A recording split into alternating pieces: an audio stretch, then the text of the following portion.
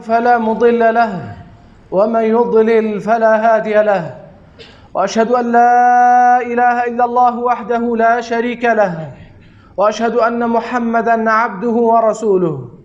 يا أيها الذين آمنوا اتقوا الله حق تقاته ولا تموتن إلا وأنتم مسلمون. يا أيها الناس اتقوا ربكم الذي خلقكم من نفس واحدة وخلق منها زوجها وبث منهما رجالا كثيرا ونساء، واتقوا الله الذي تساءلون به والأرحام إن الله كان عليكم رقيبا. يا أيها الذين آمنوا اتقوا الله وقولوا قولا سديدا يصلح لكم أعمالكم ويغفر لكم ذنوبكم، ومن يطع الله ورسوله فقد فاز فوزا عظيما. أما بعد، فإن أصدق الحديث كتاب الله، وخير الهدي هدي محمد صلى الله عليه وسلم، وشر الأمور محدثاتها، وكل محدثة بدعة، وكل بدعة ضلالة، وكل ضلالة في النار. وبعد، إيمان داراني مالي خواهي پروردگار، أمرو بشتیوانی خوا باز لأصلق لأصلكاني عقيدة بكين لبيرو باور لإيمان لويكوا لشوارمين برقكاني داهاتوا هرقو چون پرسیار که لپیغمبری خواه صلی الله عليه وسلم فأخبرني عن الإيمان. جبريل هات لاي پیغمبری خواه صلی الله عليه وسلم بلان بناوي خوي بانگي كردو فرمو يا محمد أخبرني عن الإيمان. أي محمد هوالم دي درباري إيمان چي دقريتوا؟ فرموي الإيمان أن تؤمن بالله وملائكته وكتبه ورسله واليوم الآخر وأن تؤمن بالقدر خيره وشره. كواتبا بزانين لبرقاي شوارمي عند لوي كوا دواي أوي كوا ضلي أن تؤمن بالله وملائكته وكتبه ورسله. لا شوارمي عند أوي كوا إما بروامان بوهبت كخواي پروردگار سبحانه وتعالى پیغمبرانی ناردوه وبروامان بهمو پیغمبران بيت ببي جوازي همو إيمان خوش بيت لا نفرق بين أحد من رسوله. جوازين كين لبين پیغمبران دا عليهم الصلاة والسلام، بلام برواش من وايا بويك واكوتا پیغمبر صلى الله عليه وسلم محمد المصطفى. عزيزانم، بوچی باسی او بکەین کەوا ئیمانمان چۆن بێت بەرامبەر بە پێغەمبەران عەلەیهیم الصەلاة وەسسەلام، چونکە زۆرێک لە خەڵکان لە کاتی قسە و گفتاریاندا جاری وا هەیە دەیگەێنە ئاست و مەرتەبەیەک کە ئەو مەرتەبە هی پێغەمبەران نییە، زیاد لە حەدی خۆی بەرزی دەکەن بۆ ئاستی خوا ئەلعیاذ بالله. زۆرێکیش بە هەمان شێوە بەناو مثەقەف و ڕۆشنبیر جاری وا هەیە طعن دەدەن لە پێغەمبەران عەلەیه الصەلاة وەسسەلام بۆی ئەو بیر و باوەڕە جوان و پاک و پوختەی خوای پەروەردگار سبحانه وتعالى لە قورئانەکەی خۆیدا پێمانی فەرمووە. پێغەمبەرەکەمان صلی الله عليه وسلم شارەزای کردوونە و فێری کردوینە، ئاوا ئێمەش لە بیر و باوەڕمان بەرامبەر بە پێغەمبەران شارەزا بین، نە زیادە ڕەویان تێدا بکەین بۆ مەرتەبەیەک کە هی خۆیان نەبێت، نەکەم تەرخەمیشیان تێدا بکەین لەو ئاسەی کە ئەوان تێدان. ئیمانداران، ئێمە ئیمانمان بە پێغەمبەرانە عەلەیهیم الصەلاة وەسسەلام، وخوای پەروەردگاریش خۆی لە قورئانەکەی خۆیدا دەفەرمێت آمن الرسول بما أنزل إليه من ربه والمؤمنون كل آمن بالله وملائكته وكتبه ورسله لا نفرق بين أحد من رسله. كواتا إيمان هنان بپەروەردگار بملائكة بكتاب أسمان كان پاشان بە پێغەمبەران عەلەیه الصەلاة وەسسەلام. کەواتە ئیمانداران، ئێمە لەرێ بزانین خوای پەروەردگار لە قورئاندا فەرمانی پێمان کردو ئێمە ئیمانمان بە هەموو پێغەمبەران عەلەیهیم الصەلاة وەسسەلام، و جیاوازی ناکەین لە بینی پێغەمبەراندا هەر هەموویمان خۆش دەبێت، ئیمانمان بە هەر هەموویان هەیە، بەڵام پێشمان وایە کەوا کۆتا پێغەمبەر صلی الله عليه وسلم کە خوای پەروەردگار ناردوویەتی و هیچ پێغەمبەرێکی دیکە لە دوی نایەت بریتە لە محەممەد المصطفى صلی الله عليه وسلم. ئیمانداران، بە ئەو بزانین هەر کەسێک کەوا کوفر بکات بەرامبەر بە پێغەمبەر و هەر یەکێک لە پێغەمبەرانی پێشوو ئەوە کوفری کردووە بە دینی ئیسلام و کوفری کردووە بەخوای پەروەردگار و ئەو ئینسانە لە دائیرەی ئیسلام دەرچووە. بۆیە خوای پەروەردگار سبحانه وتعالى پێمان دەفەرمێت ومن يكفر بالله وملائكته وكتبه ورسله واليوم الآخر فقد ضل ضلالا بعيدا. كواتا هر کەسێک کەوا کافر بێت بە پەروەردگار بە مەلائیکەتان بە کتابە ئاسمانیەکان و بە پێغەمبەران عەلەیهیم الصەلاة وەسەلام و بە ڕۆژی دوایی بەڕاستی کەسێکی ضال و گومڕایە، کەسێکە دوورکەوتۆتۆ لە هیدایەتی پەروەردگار کەواتا بە کەسێکی بێباوەڕ ئەژمار دەکرێت. ئیمانداران نەک تەنها بێبڕوایی بەرامبەر بە پێغەمبەران بەڵکو تەنانەت بە یەکێک لە پێغەمبەران بە تاک و تەنها بڕوا نەکات وەکو وایە بڕوای نەبی بە هیچ لە پێغەمبەران عەلەیهیم الصەلاة وەسەلام. کەواتە ئیمانداران بۆچی ئەوانەی کەوە ئەهلی کتابن بێباوەڕ و کافرن چونکە بڕوایان بە عیسا هەیە، بڕوایان بە موسا هەیە، بڕوایان بە هەندێک لە پێغەمبەرانی پێشخۆیان هەیە، بەڵام بڕوایان نەهێناوە بە پێغەمبەر محەممەد عەلەیهی الصەلاة وەسەلام. کەواتە بۆیە ئەوان بە بێباوەڕ حساب دەکرێن و زۆر جار مسلمانی ساویلکەش لە نەزانی خۆی کە کاتێک ئەهلی کتاب جوولەکە و نەسارا قسەیەک دەکا بە پێغەمبەری ئیسلام عەلەیهی الصەلاة وەسەلام لە نەزانی خۆی قسە دەکاتەوە بە پێغەمبەری ئەوان وا دەزانێت ئیشێکی باشی کردووە.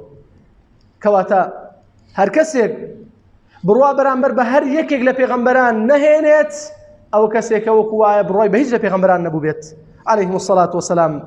بۆی ئیمانداران خوای پەروەردگار سبحانه وتعالى پێمان دەفەرمێت إن الذين يكفرون بالله ورسله ويريدون أن يفرقوا بين الله ورسله ويقولون نؤمن ببعض ونكفر ببعض کەواتە ئەلێردا وریابن ئەو کەسانی کەوا دەیانەوێت جیاوازی بکەن لەوەی کەوا ئیمان هێنانیان بە پەروەردگاریان، ئیمان هێنانیان بە پێغەمبەران عەلەیهی الصەلاة وەسەلام، ئیمان بێنن بە هەندێک لە پێغەمبەران و بێباوەڕ بن بە هەندێکی تریان. خۆی پەروەردگار فەرمووی ئەوانەی کەوا ويقولون نؤمن ببعض ونكفر ببعض ويريدون أن يتخذوا بين ذلك سبيلا أولئك هم الكافرون حقا. أو خوي پەروەردگار فەرمووی ئەوانە بەڕاستی بێباوەڕی ڕاستەقینن. کەواتە وأعتدنا للكافرين عذابا أليما عذابا مهينا، عذابێکی زۆر بە شیدەتیش سەرشۆڕکەر بۆ ئەو کەسانە ئامادەکراوە.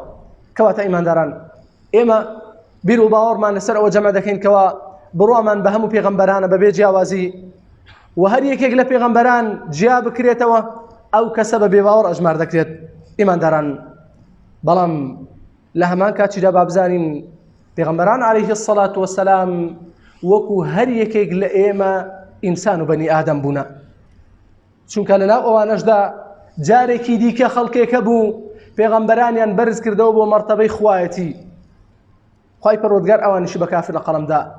بۆیە پێغەمبەران وەکو مرۆڤن چونکە ئەوانیش وەکو ئینسان دەخۆن و دەخۆنەوە، ئەوانیش نەخۆش دەکەون، ئەوانیش بەناو بازاردا دەڕۆن، ئەوانیش زەواز دەکەن، منداڵیان دەبێت، لەگەڵ خەڵکدا هەڵسوکەوت دەکەن، تووشی بەڵاو تاقیکردنەوەی قورس دێن. ئەوانیش وەکو هەر ئینسانێکی دیکە کاتێکەوە ئەجەلیان هات ئەوانیش دەگەڕێنەوە لای خوای پەروەردگار و وەفات دەکەن. کەواتە بەڵێ ئەوانە بەڵگەن لەسەر ئەوەی کە ئێمە دەڵێن پێغەمبەران عەلەیهی الصەلاة وەسەلام هەڵبژێردراوی خوای پەروەردگارن لە نێو بەنی ئادەمدا، بەڵام لە هەمان کاتیشدا هەر وەکو مرۆڤێک ژیان و گوزەرانی ڕۆژانی خۆیان بەسەر دەبن. لێرە بزانین پێغەمبەری خوا صلی الله علیه و سلم خوای پەروەردگار سبحانه و تعالی پێمان دەفەرمێت دەربارەی پێغەمبەری خوا بۆ ئەوەی ئاگاداری ئیمانداران بکاتەوە. ئەی پێغەمبەری خوا صلی الله علیه و سلم پێیان بڵێ قل إنما أنا بشر مثلكم، ئێوە بزانن من ئینسانێکم مرۆڤێکم وەکو ئێوە. کەواتە ئەو کاتێکەوە کەسێک بیهەوێت پێغەمبەری خوا لە قاڵبی مرۆڤایەتی دەربکات ئەوە بێباوەڕ دەبێت بەو ئاەتەی پەروەردگار و بەرامبەر بە فەرمودەکانی پێغەمبەری خوا صلی الله علیه و سلم. و هەر لەو کاتەشدا کەوا بەسەرهاتێک لە بەسەرهاتەکان کە هەمووتان بیستوتانە کۆمەڵی لە سەحابە هاتنە لای پێغەمبەری هاتنە لای دایکمان عائیشە ڕەزا و ڕەحمەتی خوای پەروەردگاری لێ بێت، پرسیاریان لێ کرد ئایا عیبادەتی پێغەمبەری خوا صلی الله علیه و سلم چۆنە؟ پێغەمبەری خوا صلی الله علیه و سلم چۆن هەڵسوکەوت دەکات، چۆن عیبادەت دەکات، ئێمەش بە ئاوا بکەین. عائیشە ڕەزا و ڕەحمەتی خوای پەروەردگاری لێ بێت بۆی بەیانکردن، بۆی ڕوونکردنەوە کەوا پێغەمبەری خوا نوێژ دەکات، ڕۆژوو دەگرێت دەخەوێت شەو نوێژ دەکات و خێزانی پێکهێناوە. کاتێک کە ئەوانەی باس کرد، ئەوانەی کە هاتبوونە لای دایکمان عائیشە ڕەزا و ڕەحمەتخوای پەروەردگار لێ بێت، وەکو ئەوەی بڵێ پێیان کەم بوو، وتیان جا ئەوە مەرتەبەی پێغەمبەراتی هەیە، ئێمە دەبێت زیاتریش لەوە ئەنجام بدەین بۆ ئەوەی خۆی پەروەردگار لێمە ڕازی بێت. یەکێکیان وتی من ناخەوم شەوانە بەردەوام شەو نوێژ دەکەم، ئەوی تریان وتی من بەردەوام بە ڕۆژوو دەبم، ئەوی تریان وتی لا ئەتەزەوەج النساء، من ژن ناهێنم لە ژیانمدا بەس خەریکی عیبادەت خواپەرستی دەبم. کاتێک کە ئەوان بۆ پێغەمبەری خوا صلی الله عليه وسلم جێڕایەوە، پێغەمبەری خوا صلی الله عليه وسلم فەرمووی لكني أصوم وأفطر، فەرمووی من بە ڕۆژوو دەبم و هەندێک ڕۆژیش هەیە بە ڕۆژوو نابم، وأصلي وأرقد، هەندێک کات نوێژ دەکەم شەو نوێژ دەکەم و هەندێک کات دەخەوم و ئیسراحەت دەکەم، کەواتە ئەو سیفەتانە هەمووی هی بەشەرن. وأتزوج النساء، بە هەمان شێوە من ژن خوازی ژن دەخوازم و ئافرەتمارە دەکەم ژن دەهێنم، کە ئەو سیفەتانەی باس کرد. پاشان فەرمووی فمن رغب عن سنتي فليس مني، هەر کەسێک لە سنەتی من لادات ئەوە لە من نییە. کەواتە ئیمانداران، ئەگەر کەسێک بیەوێ زیاتر لەوە بکا کە پێغەمبەران عەلەیهیم الصەلاة وەسەلام پێی هاتوون، ئەو پێغەمبەری خوا صلی الله عليه وسلم فەرمووی ئەو کەسە لە من نییە. ئیمانداران، لێرە شەو بزانین بەڵێ پێغەمبەران عەلەیهی الصەلاة وەسەلام هەر وەکو ئێمە مرۆڤێکن، بەڵام جیاوازیان ئەوەیەکەوە یوحا ئیلەیە، ئەوەی پێغەمبەران عەلەیهیم الصەلاة وەسەلام وحیان بۆ دابەزیوە، لەلایەن خوای پەروەردگارە سروشت و ئیلهامیان بۆ دابەزیوە. ئەوان ڕێنمایی کاری خەڵکی سەردەمی خۆیان بوونە. هەر یەکێک لە پێغەمبەران کە خوای پەروەردگار لەناو قەومەکەیدا هەڵی بژارتووە، پاکترین و باشترین و چاکترینی دڵەکانی ناو ئەو کۆمەڵگایە بۆ خوای پەروەردگار هەڵی بژاردووە. کەواتە بەڵێ پێغەمبەران هەر بەشەر بوونە، بەڵام خوای پەروەردگار هەڵی بژاردوون. لەو سیفەتێکەوە جیا دەکرێتەوە لە ئینسان ئەوەیە کە پێغەمبەران عەلەیهی الصەلاة وەسەلام وحیان بۆ هاتووە. هەروەکو پێغەمبەری خوا صلی الله عليه وسلم کە خوای پەروەردگار ئاگاداری کردەوە، پێی فەرموو پێیان بڵێ قل إنما أنا بشر مثلكم يوحى إلي، کەواتە بڵێ منیش ئینسانێکم مرۆڤێکم وەکو ئێوە، بەڵام ئەوەی کەوا جیا دەکرێمەوە لە ئێوە يوحى إلي، ئەوەی کەوا من وحی خوای پەروەردگارم بۆ دێت. أنما إلهكم إله واحد، ئێوە تەنها خوایەکتان هەیە کەوا ئەڵڵایە. بۆی ئیمانداران، جیاوازیەک لە بینی پێغەمبەران و هەر کەسێکی دیکە ئەوەی کە پێغەمبەران عەلەیهیم الصەلاة وەسەلام وحیان بۆ دادەبەزێت. و جیاوازێکی تر ئەوەیەکەوە پێغەمبەران عەلەیهی الصەلاة وەسەلام معسوومن لە کەبائیر و تاوانی گەورە. خوای پەروەردگار هەموو هەڵسوکەوتەکانی لە ژێر چاودێری خۆی داخستووە، بە ئەندازەیەک ئەگەر لە شوێنێک وەکو چۆن مرۆڤێک بە هەڵەدا دەچێت، خوای پەروەردگار وحی بۆ ناردۆ و ڕاستی کردوتەوە. و خوای پەروەردگار ئەوانی معسووم کردووە و پاراستووە لە خەڵکێک کەوا ڕێگری بکەن لە بڵاوبوونەوەی ریسالەکەی. هەروەکو پەروەردگار سبحانه وتعالى پێمان دەفەرمێت يا أيها الرسول بلغ ما أنزل إليك من ربك وإن لم تفعل فما بلغت رسالته. أي پێغەمبەری خوا صلی الله عليه وسلم، أي رسول نێردراوەکەی پەروەردگار، بلغ ما أنزل إليك من ربك، ئەوەی کە لەلایەن پەروەردگاردەوە بۆ هاتووە ئەو بگەێنە بە خەڵکی. هەر کاتێک کە تۆ بەو ئەمر و فەرمانەی پەروەردگار هەڵنەسای فما بلغت رسالته، بەڕاستی تۆ پەیامەکەی پەروەردگارت نەگەیاندووە. والله يعصمك من الناس إن الله لا يهدي القوم الكافرين. خوای پەروەردگار خۆی دەتپارێزێ لە خەڵک. کەواتە ئیمانداران، لێرەوە پاراستنێکەوە تایبەتە بە پێغەمبەری خوا صلی الله عليه وسلم ئەوەیە کەوا عیسمەت و پارێزراوی دەداتێ لە کەبائیر و تاوانی گەورە، و هەروەها دەیپارێزێ لە خەڵکێک لەوەی کەوا ڕێگری لێ بکەن لە بڵاوبوونەوەی دینەکەی پەروەردگار. داوا دەکەم لە خوای پەروەردگار بخاتنی ناوجوانەکانی لەو ریسالە و پەیامەی پێغەمبەران عەلەیهی الصەلاة وەسەلام بێبەشمان نەکات و هیدایەتمان بدا بۆ سەر ئەو ڕێگە جوان و پاکەی کەوا پێغەمبەران پێی هاتوون. آمين. ربنا آتنا في الدنيا حسنة وفي الآخرة حسنة وقنا عذاب النار.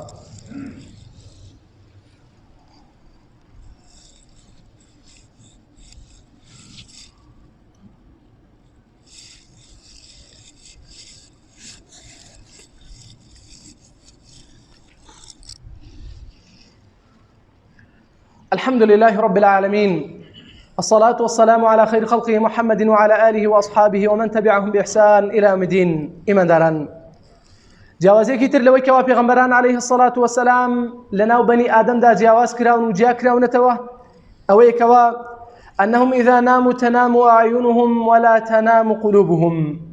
پێغەمبەران عليه الصلاة والسلام جیاوازێکیان ئەوەیە کەوا هەر کاتێکەوە دەیانەوێ بخەون چاوەکانیان دەچێتە خەو بەڵام دڵەکانیان لایەنام دڵەکانیان ناخەوێت. لێرەوە پێغەمبەری خوا صلی الله عليه وسلم پێمان دەفەرمێت إن معشر الأنبياء تنام أعيننا ولا تنام قلوبنا. کەواتە لێرەدا بزانین ئێمە گرۆهی پێغەمبەران بەو شێوازە پێغەمبەری خوا صلی الله عليه وسلم پێمانی فەرموو ئێمە گرۆی پێغەمبەران چاوەکانمان دەچێتە خەو بەڵام دڵەکانمان بێ ئاگا نابێت و ناچێتە خەو. کەواتە ئەوە سیفەتێکەوە لە مرۆڤی ئاسایی جیای دەکاتەوە. پێغەمبەران عليه الصلاة والسلام تەنانەت لە خەویشدا دڵەکانیان بە ئاگا بووە بە ئاگایەک کەوا غەفڵەتی بەسەردانێت. وهروها صفاتي كتير بيغمبري خاص صلى الله عليه وسلم وباقي بيغمبران أنهم إذا مرضوا مرض الموت خيروا بين الدنيا والآخرة. جوازي كتير لبين مروفو همو إنسانك لقلب بيغمبران عليه الصلاة والسلام أويا كاتي سرمرجان اختيار كراون خيروا بين الدنيا والآخرة. هر كاتك يكك مان كاتو أجلي مردن مان ديت برس مان بيناكرت بەڵام جیاواز لەوانە پێغەمبەران عليهم الصلاة والسلام لە کاتی سەرمەرجیاندا اختیاریان دەدرێتێ خيروا بين الدنيا والآخرة. ئەوان اختیار دەکرێن ئایا دەتەوێت بمێنیتەوە لەسەر زەوی ئەوەندەی کەوا تەمەن دەتەوێت یاخود دەتەوێت بگەڕێیتەوە بۆ لای خۆی پەروەردگارت بۆ لای پەروەردگارت بگەڕێیتەوە بۆ کامیان. پێغەمبەری خوا صلی الله عليه وسلم دەفەرمێت ما من نبي يمرض إلا خير بين الدنيا والآخرة. هیچ پێغەمبەرێک نییە کەوا تووشی نەخۆشی مردن هاتووە واتا کەوتۆتە سەر جێگای مردن ئیلا اختیاری پێدراوە لە بینی دنیا و ئاخیرەتدا. ئایا تۆ دەتەوێت بمێنیتەوە یاخود بگەڕێتەوە بۆ لای پەروەردگارت. عائشە ڕەضا و ڕەحمەتوڵڵاهی پەروەردگاری لێبێت دەفەرمێت ئەو کاتێکەوە پێغەمبەری خوا صلی الله عليه وسلم لە جیان الله و سەرمەرگدا بوو پێغەمبەری خوا صلی الله عليه وسلم سەری خستبووە سەر سینگی عائشە ڕەضا و ڕەحمەتوڵڵاهی پەروەردگاری لێبێت و هەر لە ماڵەکەی عائشەدا بوو. دەفەرمێت گوێم لێ بوو پێغەمبەری خوا صلی الله عليه وسلم دەیفەرموو مع الذين أنعم الله عليهم من النبيين والصديقين والشهداء والصالحين. كواتا دەفەرمێ من لەو کاتەوە بۆم دەرکەوت کەوا فعلمت أنه خير ئەو کاتە بۆم دەرکەوت کەوا ئێستا لە جیان اللهدایە ئەو کاتێکەوە پێغەمبەری خوا صلی الله عليه وسلم اختیار دەکرێت ئایا تۆ دەتەوێت بمێنیتەوە لەناو خێزان و کەس و کار و عائیلە و لەناو ئەصحابەکاندا بمێنیتەوە یاخود بگەڕیتەوە. بۆیە پێغەمبەری خوا صلی الله عليه وسلم دەفەرمێت عائشە دەفەرمێت لەو کاتەدا ئەو ئاەتەی خوێند منیش بۆم دەرکەوتکەوە فاختار الرفيق الأعلى. پێغەمبەری خوا صلی الله عليه وسلم لەو کاتەدا رفيق عليها الجار رفيق عليها الجار کەواتە گەڕانەوە بۆ لای پەروەردگار. بۆی ئیمانداران مرۆڤی ئاسایی اختیار ناکرێت بەڵام پێغەمبەران عليه الصلاة والسلام بە صیفەتی پێغەمبەرایەتیان اختیار دەکرێن تەنانەت لەسەر مەرگیشیاندا. وهروها صفەتێکی تری پێغەمبەران ئەوەیەکەوە أنهم يدفنون في مكان الذي يموتون فيه. ئەو شوێنێکەوە تێیدا وەفات دەکەن هەر لەو شوێنەشدا دەنێژرێن.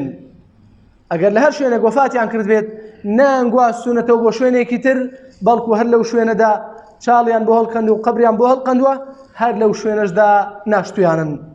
بۆیە پێغەمبەری خوا صلی الله عليه وسلم بە ئیتیفاقی هەموو سەحابە لە ژوورەکەی عائیشەدا وەفاتی کرد و هەر لە ژوورەکەی عائیشەشدا لەوێشدا دەفن کرا و لەوێشدا نێژرا و بە خاک سپێردرا. کەواتە ئیمانداران لێرەدا بۆمان دەردەکەوێت کە خوای پەروەردگار ئاو فەزڵی داوەتە پێغەمبەران بەڵام بە کەسێکی دیکە نەدراوە. ئەلێرەدا شتێکی دیکەمان بۆ ڕوون بێتەوە. ئایا پێغەمبەری خوا صلی الله عليه وسلم لەناو مزگەوتی مەدینەدا نێژراوە؟ ئەوانەی کەوا دەڕۆن بۆ حەج کاتێ دەچن ناو مزگەوتەکەی مەدینە ئەو مزگەوتە زۆر گەورە و فراوانە. دەبینی لەولاوە قەبرەکەی پێغەمبەری خوا صلی الله عليه وسلم لەولا مەسجد النەبی زۆر گەورە و فراوانە. ئایا لەناو مزگەوتدا نێژرا یاخود لە ماڵەکەی خۆی عائیشە نێژراوە؟ بێگومان لە ماڵەکەی خۆیدا کە لە ماڵی عائیشەدا بوو لەو کاتەدا لەوێدا وەفاتی کرد و هەر لەوێشدا نێژراوە. بەڵکو مزگەوتەکە گەورەکراوە بە دەوری قەبرەکەدا نەکرابێتەوە سەر قەبرەکە کەواتە جیا کراوەتەوە بۆی ئیمانداران هەر مزگەوتێک قەبری تێدا بێت نوێژ تێیدا دروست نییە ئیلا مەگەر ئەو قەبرانە بە دیوار تەواو شورا کرابێت حەوشەیەکی تایبەتی خۆیان هەبێت بوترەوە حەوشەی قەبرستانەکەیە و مزگەوتیش حەوشەی تایبەتی خۆی هەبێت بۆیە لێرە بزانە هەر مزگەوتێک لە هەر شوێنێکدا بێت قەبری هەر کەسێک بێت نوێژی تێدا دروست نییە ئەگەر لە ناویدا قەبری هەر کەسێکە بێت جا ئایا بە ناوی پێغەمبەران بە ناوی صالحین بە ناوی پیاوچاکان بە ناوی شوهەدا بە هەر ناوێک بێ نوێژی تێدا دروست نییە بۆیە پێغەمبەری خوا صلی الله عليه وسلم فەرمووی لعن الله اليهود والنصارى اتخذوا قبور انبيائهم مساجد کەواتە لعنەتی کرد لە یەهودی و نەسارە لەبەر چی لەبەرەوە ئەوان قەبری پێغەمبەرەکانیان بزانی بۆ وایە لەکوێیە دەچوون مزگەوتیان بەسەرەوە دەکرد گەورەیان دەکرد فراوانیان دەکرد دایان کردە مەعبەد دایان کردە پەرستگا بۆیە لعنەتی لێکردن ئەوەش بەڵگەیە لەسەر ئەوەی کەوە هەر شوێنێکەوە قەبری تێدا بێت ئینسان دروست نییە نوێژی تێدا بکات ئەوەش ئاگاداریشکە بزانین هەر قەبرستانێک کە دەزانن مزگەوتی لە ناودا دروست دەکرێت بچێتەوە ناو شوڕای قەبرستانەکە ئەو مزگەوتەش نوێژی تێدا دروست نییە بۆیە بزانە ئەگەر نەتزانی و پێشتر بەهەڵا ئەوە خوای پروردگار لێبوردەیە بەڵام کە زانیت لەمە بەدووە ئەگەر لە قەبرستانێک مزگەوتی تێدا دروست دەکەن لە سنوور و حەوشەی قەبرستانەکەدا مزگەوت هەبێت ئەوە لەو مزگەوتەدا نوێژی تێدا دروست نییە چونکە قەبری تێدایە و هەروەها لە خاڵێکی تر و فەضل و گەورەیەکی تر ئەوەی کەوە پێغەمبەران عەلەیهی السەڵات وەسەلام لە شەو جەستەیان هەر وەکو ئەو کاتێکەوە ڕۆحیان دەکێشێت دەمێنێتەوە تا ئەو کاتێکەوە خوای پەروەردگار کۆتایی بە زەوی دێنێت تاوەکو ئەوان زیندوو دەکرێنەوە تاوەکو ڕۆژی قیامەت بە هیچ شێوازێک لاشەی پێغەمبەران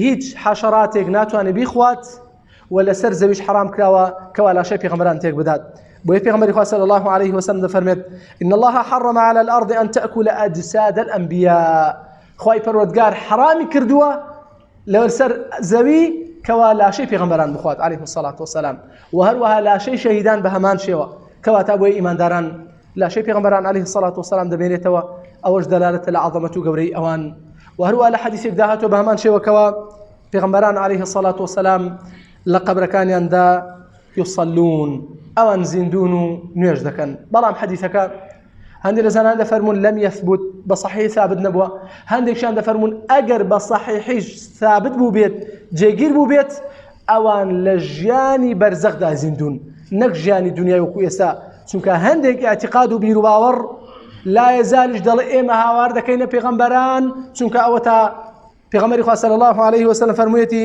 الأنبیاء أحیاء في قبورهم بەڵێ فەرمودەکە زانان خلافیان لەسەر ثابت بوونی هەیە بەڵام ئەگەر لایەنی صحیحەکە جۆر بن فەرمودەکەش صحیح بێت ئەو کاتە دەڵێن بەڵێ ئەوان زیندوونە بەڵام زیندوویەکی ژیانی بەرزەخ نەکوکو ژیانی دنیا کەواتە ئیمانداران بەڵێ ئەوە جیاوازی بوو لە بینی بەنی ئادەم و لە بینی هەریکەی لە پێغەمبەران داوا دەکەم لە خوای پەروەردگار بخاتنی ئەو جوانەکانی بخاتی ئیسمی عەظەمی خۆی بمان خاتە سەر ڕێگە ڕاستەکەی پێغەمبەران عەلەیهی السەڵات وەسەلام خوای پەروەردگار لە گوناحەکانمان خۆش ببی عەفومان بکەی هیدایەتمان بدەی خوای جەن عەقیدەیەکی ڕاست و دروست و پاک و پوختمان پێ بدەی خوای پەروەردگار ئێمە ئیمانمان هەیە بە هەموو پێغەمبەران بەبێ جیاوازی و ئیمانوان وایەکەوە پێغەمبەر محەممەد الموستەفا کۆتایی پێغەمبەرانە خوای پەروەردگار لێمان قبوڵ بکەی عەفومان بکەی هیدایەتمان بدەی توفيقمان بدەی بۆ هەموو کارێکی چاک و پاک و خێر آمين آمين الحمد لله رب العالمين أقول قولي هذا وأستغفر الله لي ولكم